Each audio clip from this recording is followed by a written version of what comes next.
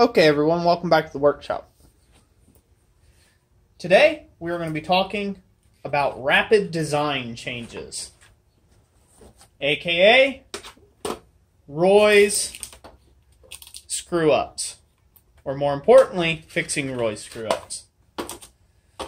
So, for those of you that have been following along this epic cross journey here that I have undertook for this particular customer for their wedding job, most of you already know I had to change the design from Damascus to just regular mild steel, torch cut blank, with a really nice torch cut base.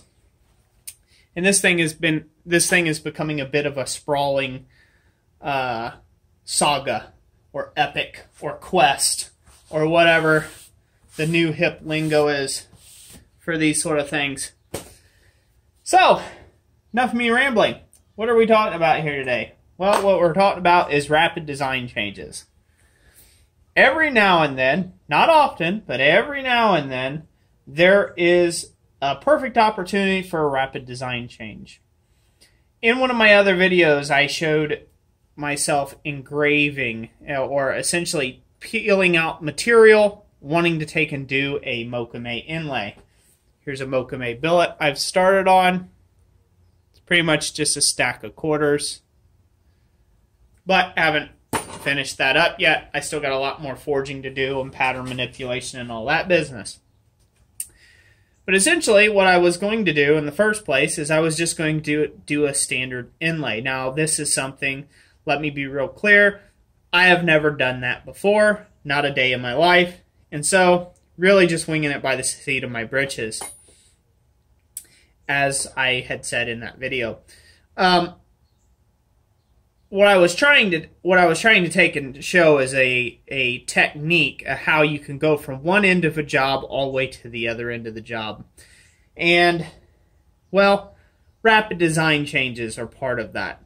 In this whole series, we've made a cape chisel, we've flame cut a base, we've forged a cross, we've made mokume. The mokume I made didn't work out, so I had to make another billet of mokume without inclusions this time, and, move along with the whole process. But it's all a learning experience. It's all a learning curve. So yes, even if you are a professional, you'll have moments and times that are learning curves, especially if you can't take the time to go out and study with somebody who knows what they're doing when it comes to some of this, different techniques and stuff like this. Maybe I'll get a chance to do that one day. So the rapid design change that we are doing today is a different type of inlaying, or so to speak. I'm not sure if it can really be considered an inlay, but essentially it's a filler.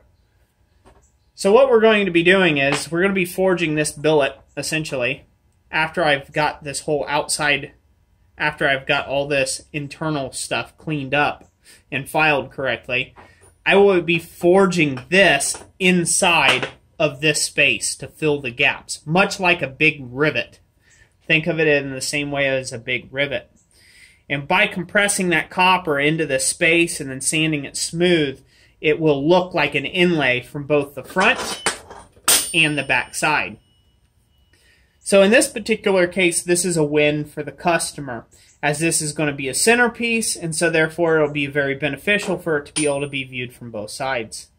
Now originally when I was thinking about it and talking to her about it and stuff, it was only going to be really viewed from one side, but then with the base and everything else that has come along, and she's given me artistic liberty with this to make this possible, we're able to take and do a rapid design change. As you can tell, this is very drastically different than what my original concept was. And I just want to encourage you all that that's perfectly okay. It is okay to take and deviate from the plan sometimes. Sometimes you come out with a much more interesting result in the long run. I wasn't wanting to go this far because I knew this would be a lot of work, but it turned out that the engraving portion of it was going to become way longer than what I had originally anticipated, and I had to back out of that for time crunch, time management for in the shop. So this actually turned out to be the quicker route, and I believe it is going to be more aesthetically pleasing.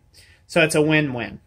Now the only time when a rapid design change doesn't work out is when you were shooting for a goal and then you made some bad choices along the way and you say, oh, it's a rapid design change, and you came out with a crappier made product. If you came out with a worse quality product, it's not called a rapid design change. It's called you need to throw it in the scrap pile and do over. It's just that simple. If you can make it better for someone, it is okay to change your original design than what you were thinking. And then a lot of times it comes out more aesthetically pleasing, especially if you are going down a bunny trail. Speaking of bunny trails, enough of me talking. I'm just going to go into some time lapses, probably me talking a little bit more, doing some file work in here, and I'll explain a little bit more about what I am doing when I'm filing.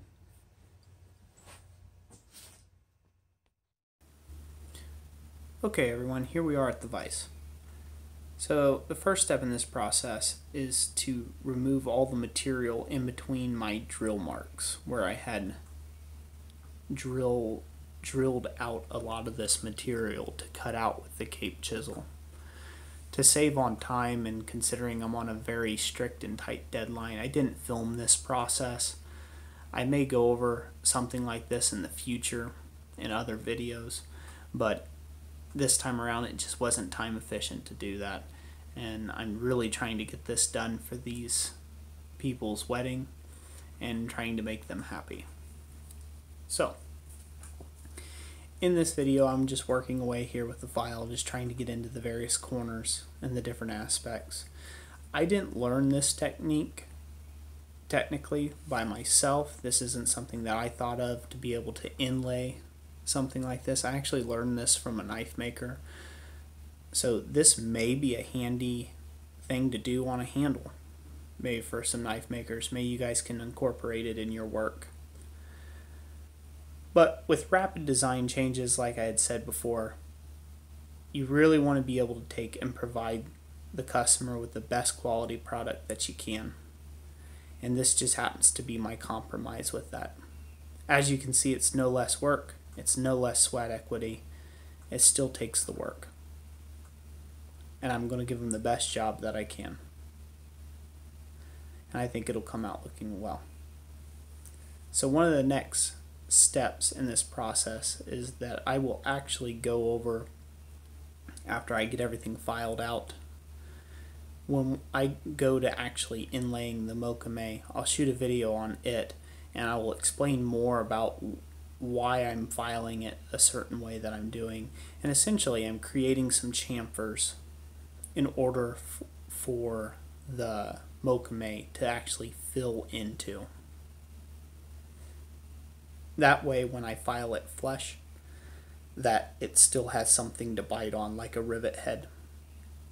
And I'll go over that in that video when I do that. So that's it for today, ladies and gentlemen. I hope you enjoyed this video. I'm sorry it was a short one. This was something I'm really needing to try to get done and stay moving on.